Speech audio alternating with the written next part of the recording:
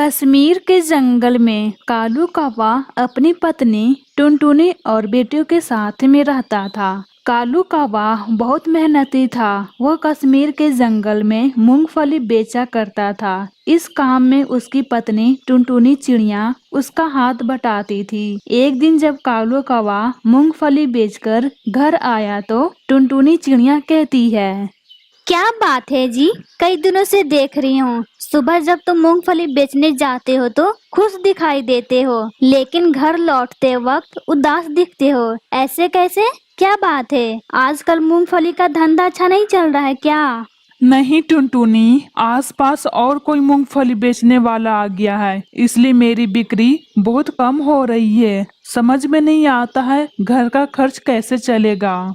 दोनों पक्षी बातें कर रहे थे, तभी उसकी बेटी वहां आती है और कहने लगती है, पापा, मेरी टीचर कल फीस जमा करने को बोला है, और वैसे भी मेरी 2 महीने से फीस जमा नहीं हुई है पापा। टीचर ने बोला फीस जमा करने के लिए पापा। ठीक है बेटा, कल तू जा स्कूल और अपनी टीचर से बोल देना, मैं जल्दी से जल्दी सारे फीस जमा कर दूंगा। अब हाथ पर हाथ धरने से कुछ नहीं होगा जी, हमें दूसरा धंधा करना होगा। इस तरह कुछ दिन बीत जाते हैं। कालू कौवा का मूंगफली का धंधा बिल्कुल चौपट हो जाता है और उसके घर पर खाने पीने की दिक्कत होने लगती है। कुछ दिनों के बाद रक्षाबंधन का भी त्योहार आ जाता है। टूनी चिड़िया का भाई गोलू अपनी बहन से राखी बंधवाने उसके घर पहुंचता है। क्या बात है दीदी, आज तो रक्षाबंधन का दिन है, तुम इतनी ज्यादा उदास क्यों बैठी हो? और भैया जी कहाँ हैं? वो दिखाई नहीं दे रहे हैं। तुमसे क्या छुपाना भैया, आज का दिन हम लोग बहुत संकट से गुजर रहे हैं। इनका मूंगफली का धंधा बिल्कुल भी चौपट हो चुका है। अब समझ में नहीं आ रहा है कैसे घर का खर्च चलेगा। अब तो बुलबुल की पढ़ाई भी छूट गई है और घर में जो भी थोड़े पैसे थे वो भी खत्म हो गए हैं। मन करता है मूंगफली का धंधा बंद करके दूसरा धंधा शुरू कर दूं। ऐसा करो, तुम सब मेरे साथ जंगल के शहर चलो, मैं तुम्हें कोई काम दे दूंगा, और वैसे भी मैं खाली रहता हूँ। भैया, आज रक्षाबंधन के दिन बहुत बड़ा तोहफा दिया है मुझे। बुलबुल के पिताजी, कहाँ हो आप? आओ यहाँ देखो, मेरा भाई गोलू आया है। टुनटुनी चिड़िया की आवाज सुनकर कालू कौवा वहां आता है।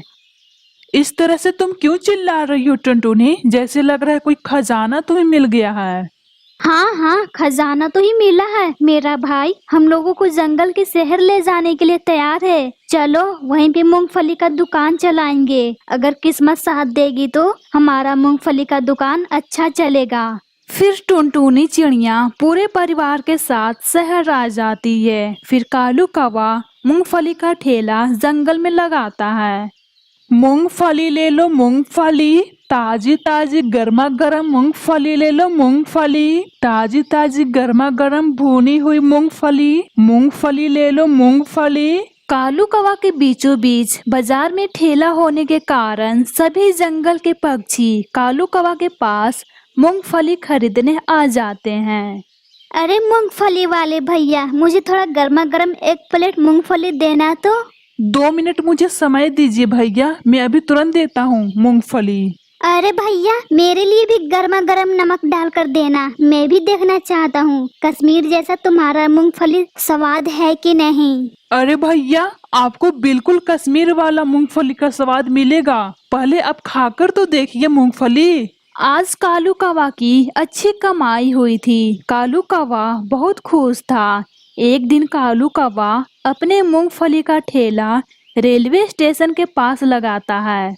मूंगफली ले लो मूंगफली, ताजी ताजी गर्मा गर्म मूंगफली ले लो मूंगफली, ताजी ताजी गर्मा गर्म मूंगफली ले लो मूंगफली। वहाँ पर भी कालू कौवे के ठेले पर पक्षियों की भीड़ लग जाती है। फिर बुलबुल अच्छे से स्कूल में पढ़ने लगती है। अब उनके जीवन में कोई कमी नहीं थी। उनका पूरा परिवार खुशी खुशी से जिंदगी गुजारने लगता है।